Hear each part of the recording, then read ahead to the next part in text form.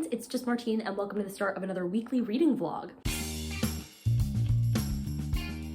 It's actually Tuesday night, but yesterday I didn't have anything to update you on, and frankly, I don't tonight either.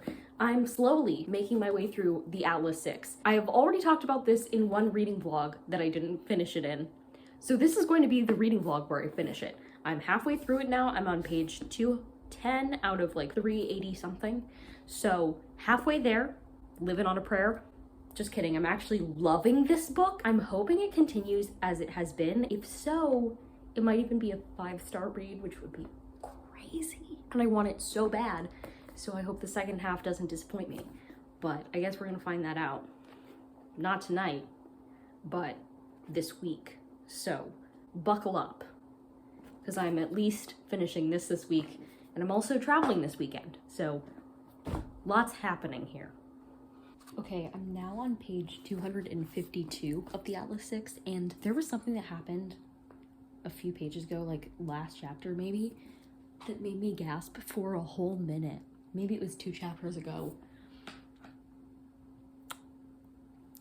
This book is insane, but in like the best way. This is giving me so much. And the only reason I'm not going to continue reading it now is because it does require mental energy and attention to read, especially because I'm enjoying it so much that I don't want to miss anything, and my brain is shutting down for the night. So I'll switch books, but I'll see you tomorrow. Happy Thursday. I just got out of the shower, so I look slightly like a drowned rat, but we're going to ignore that and talk about the fact that yesterday I read, is it number 29 in the Magic Treehouse series, A Big Day for Baseball, which is about Jackie Robinson. I gave it 3 stars. It wasn't my favorite of the Magic Treehouse books, but it still had good things about it. And then hopefully tonight I'll be finishing the Atlas 6 because I have less than 100 pages left, and I'm making a different vlog where I'm trying to read 100 pages of a physical book every day.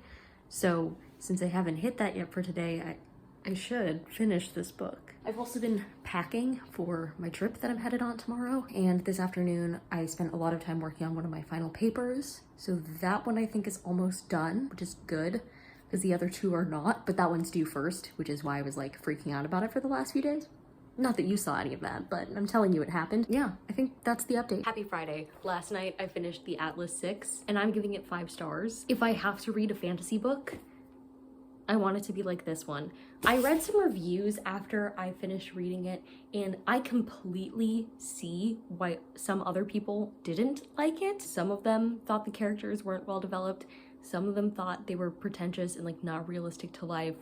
I eat that up. And so like this set of characters worked for me and what I want in characters, especially the like moral grayness aspect in the secret society vibes, and it set up really nicely for the next one. So I went ahead and placed a hold on the second book because I want to know what happens to these characters.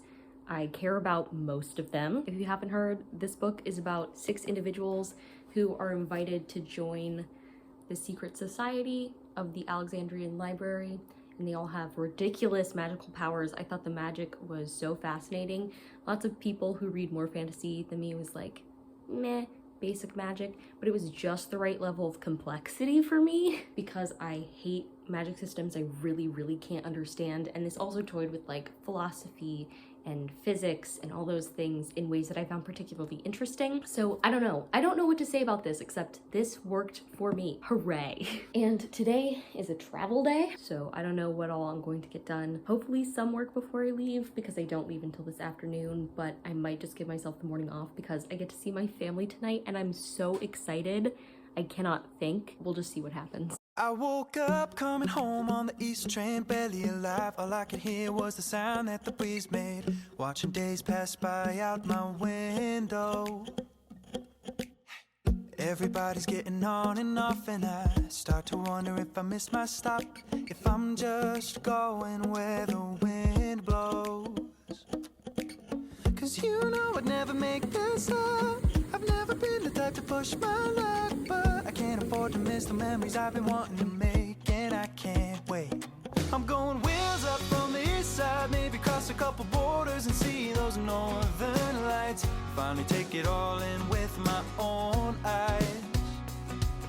It's time to write my story, got my whole life waiting for me.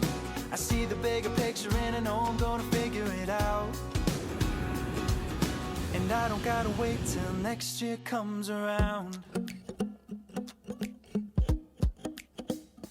Looking back at the time that I wasted, stood at the edge of my desire, but I never faced it. And now I know where all of the time goes. I gotta see it in a different way. Tell myself that it's not too late. There's still so much that I don't know. Cause you know I'd never make this up. I've never been the type to push my luck, but I can't afford to miss the memories I've been wanting to make, and I can't wait. I'm going wheels up from the east side, maybe cross a couple borders and see those northern lights. Finally take it all in with my own eyes. It's time to write my story, got my whole life waiting for me. I see the bigger picture and I know I'm gonna figure it out. And I don't gotta wait.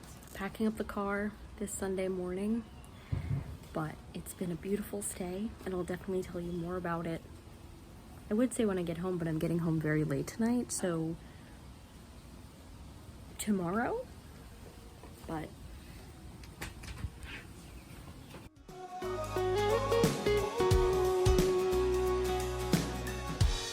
I'd never make this up.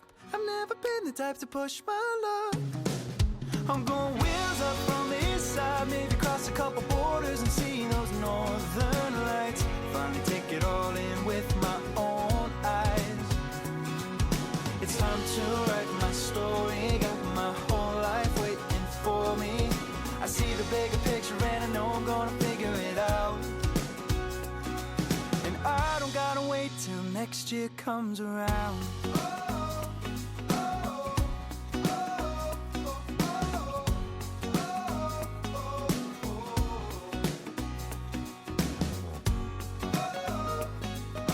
hello, happy Monday. I feel like I'm a disaster right now because I'm still recovering from this weekend. My laundry is in, which makes it feel like a Sunday, but it is not. But I wanted to sit down and have a chat with you about some books I read and what I did this weekend so that I could end out this vlog. So here we are. I finished 3 books since I talked to you last. The first one was Making Love with the Land by Joshua, I think the last name is Whitehead, who is a queer, two-spirited Indigenous individual from Canada.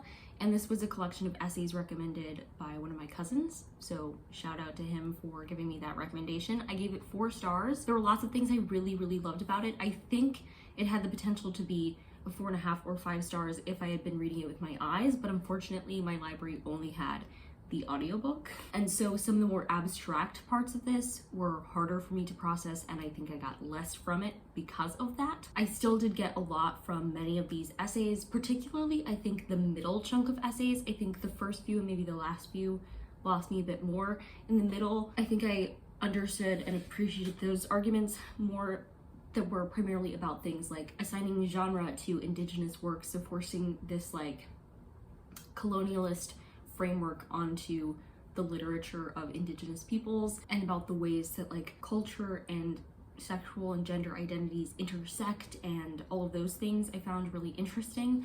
So I definitely recommend this book if you're looking for a book that will give you a new perspective on some things. And then my main read this weekend that like I packed for this weekend because it seems like the reading vibes I wanted to bring for a beach weekend was The Last Summer of the Garrett Girls by Jessica Spotswood. And I've been saving this book for a while because I got it I think maybe around last summer, but then it was like near the end of the summer I didn't get around to it, and I wanted the like YA summer vibes at the right time. So I finally got around to it, and it turns out that I saved it for just the right moment for a couple of reasons. But the main one is that there are 4 sisters in this, and they each have their different thing, and one of the sisters is like obsessed with Riverdale. And so if I had read this before I'd watched any Riverdale, I think I would have connected with that sister less in some ways, even though there were lots of other things to connect with her about. She just did reference Riverdale and some of the characters several times in this, and I think it added having watched some Riverdale myself. I'm giving this book 5 stars. It is a near perfect YA summer read, in my opinion. It does a couple of things that I really love, which are not for everybody. First, it's told from 4 different perspectives. Each of the 4 sisters, so there's Des, Bee, Kat, and Vi. Crazy that I know all of their names. And I think the author definitely made them distinctive. I learned pretty quickly and early on which character was which and what their personality was and their interests were. And it's kind of like throwing 4 different plots of a YA summer novel into one book, which I really liked, and it had the potential to go really poorly with that, but I thought it was well done. So with Des, she's 19 and she didn't go away to college. Both their parents are dead, so they're living with their grandma, and they're trying to keep their mom's bookstore open.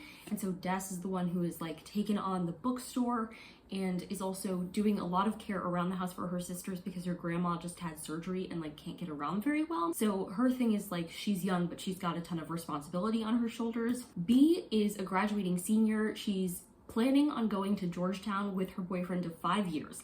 They've been dating since they were 13, and Bee realizes she doesn't love him like that anymore, and she's terrified of going into a future that she feels like they pigeonholed themselves into when she's not sure that's what she actually wants. So that traditional graduating senior, not sure about the future vibe. Also a part of her personality, whereas like Des is the responsible one, Bee is the serious one, very like academic and all of those things. And then Kat is the theatrical, dramatic one. She is in the summer production of Little Women, which in the acknowledgements, the author was like, I wanted to write a book that was a cross between Little Women and Gilmore Girls. And although I haven't watched Gilmore Girls, I understand the vibes she was going for with that. And I think she accomplished it. And I definitely got the Little Women vibe from this, not only because Kat was in a production of Little Women for the summer and she was playing Jo March, but also just some of the sister dynamics. So she's in the musical, but her ex-boyfriend who cheated on her with somebody else who's in the musical. And so then she starts a fake relationship with the person she is playing against in the musical. So somebody else gets the part of Lori and they team up to make a fake relationship to make the guy who cheated on her jealous. And her initial plan is to get him back and then dump him. So fake relationship, we can see where that goes. And the other member of the fake relationship, Mace, he is bi. Love, and so he had recently broken up with his boyfriend. Well, his boyfriend cheated on him, and I loved the exploration of that in this story. Yes, my description is long, it's very complicated, but listen, I loved all 4 parts. I just want you to see they're 4 separate stories, but they were woven together. And then Vi is young and queer. She's a lesbian and she has this giant crush on this girl next door figure, and they used to be really close friends in like preschool, but they don't know each other well now, and she just admires her from afar. So that's her story. It was great, so I gave it 5 stars. I had a good time reading this. And then last night I finished A Long Stretch of Bad Days. Is it by Mandy McGinnis?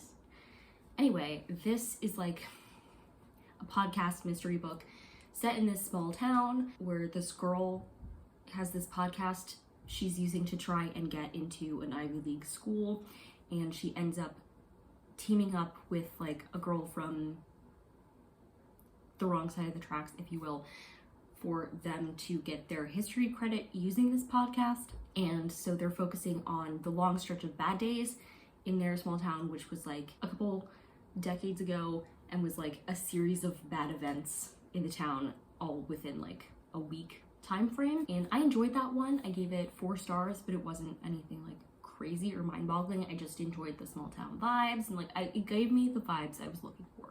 So I had fun with that. Those are the 3 books, and I'm going to turn you around and we're going to talk about some other things so that you're not just looking at this the whole time. Right, so this weekend I met up with my family. We spent the weekend in a little beach house about a quarter of a mile away from a beach, and it was great. My brother and sister-in-law weren't there, and I still miss them, but I got to spend time with my twin and my parents and Ernie, who you saw, who I love.